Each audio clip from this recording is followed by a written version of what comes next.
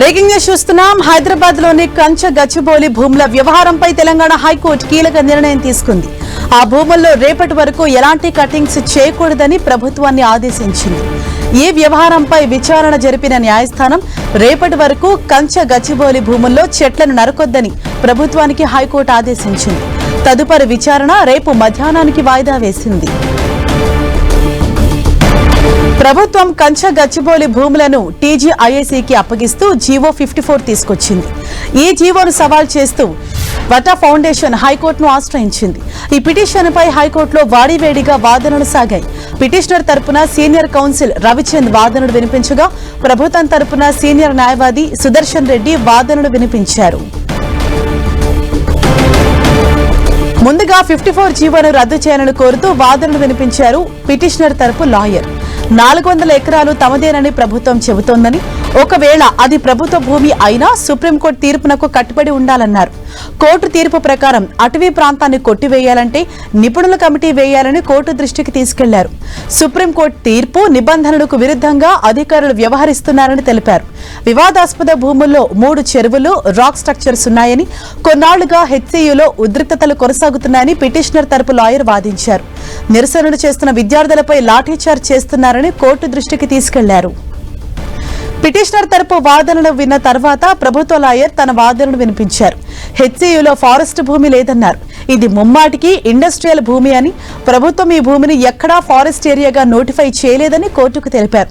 కేవలం Google map ఆధారంగా రాద్ధాంతం చేస్తున్నారని, గూగుల్ మ్యాప్లో మాన్సన్ ఏరియా ఫారెస్ట్ ఏరియాగా కనిపిస్తుందని తెలిపారు. ఇది కేవలం ఇండస్ట్రియల్ భూమి మాత్రమే, ఇది ఫారెస్ట్ ఏరియా కానే కాదు, ఇక్కడ హెలిప్యాడ్లు కూడా ఉన్నాయని చెప్పారు.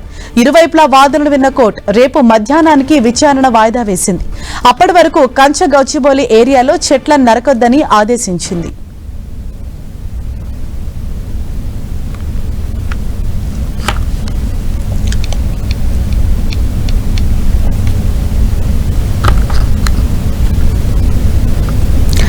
హైదరాబాద్ లోని కంచ గచ్చిబౌలి భూముల వ్యవహారంపై తెలంగాణ హైకోర్టు ఒక కీలక నిర్ణయం తీసుకుంది. ఆ భూముల్లో రేపటి వరకు ఎటువంటి కటింగ్స్ చేయకూడదని ప్రభుత్వాన్ని ఆదేశించింది. ఈ వ్యవహారంపై విచారణ జరిపిన న్యాయస్థానం రేపటి వరకు కంచ గచ్చిబౌలి భూముల్లో చెట్లను నరకొద్దని ప్రభుత్వానికి హైకోర్టు ఆదేశించింది. తదుపరి విచారణ రేపు మధ్యాహ్నానికి వాయిదా వేసింది. ప్రభుత్వం కంచ గచ్చిబౌలి భూములను టీజీఐఏసీకి అప్పగిస్తూ జీవో 54 తీసుకొచ్చింది. అయితే ఈ జీవోను సవాల్ చేస్తూ వటా ఫౌండేషన్ హైకోర్టును ఆశ్రయించింది. ఈ పిటిషన్పై హైకోర్టులో వాడివేడిగా వాదనలు కొనసాగాయి.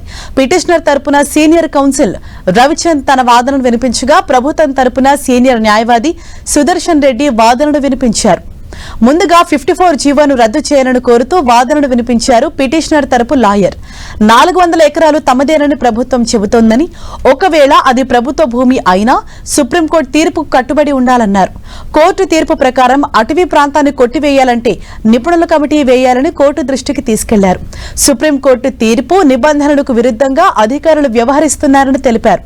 వివాదాస్పద భూముల్లో 3 చెరువులు, రాక్ స్ట్రక్చర్స్ ఉన్నాయని, కొన్నాళ్లుగా హెచ్సీయూలో ఉద్రిక్తతలు కొనసాగుతున్నాయని పిటిషనర్ తరపు లాయర్ వాదించారు.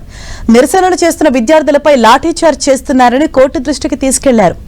అయితే పిటిషనర్ తరపు వాదనల తర్వాత ప్రభుత్వ లాయర్ తన వాదనను వినిపించారు. హెచ్సీయూలో అసలు ఫారెస్ట్ భూమే లేదన్నారు. ఇది ముమ్మాటికి ఇండస్ట్రియల్ భూమి అని, ప్రభుత్వం ఈ భూమిని ఎక్కడా ఫారెస్ట్ ఏరియాగా నోటిఫై చేయలేదని కోర్టుకు తెలిపారు. కేవలం గూగుల్ మ్యాప్ ఆధారంగా రాద్ధాంతం చేస్తున్నారని, గూగుల్ మ్యాప్లో మాన్సన్ ఏరియా ఫారెస్ట్ ఏరియాగా కనిపిస్తుందని తెలిపారు. ఇది కేవలం ఇండస్ట్రియల్ భూమి మాత్రమే, ఇది ఫారెస్ట్ ఏరియా కానే కాదు, ఇక్కడ హెలిప్యాడ్లు కూడా ఉన్నాయని చెప్పారు. ఇరువైపులా వాదనలు విన్న కోర్టు రేపు మధ్యాహ్నానికి విచారణ వాయిదా వేసింది. అప్పటి వరకు కంచ గచ్చిబౌలి ఏరియాలో చెట్లను నరకొద్దని ఆదేశించింది.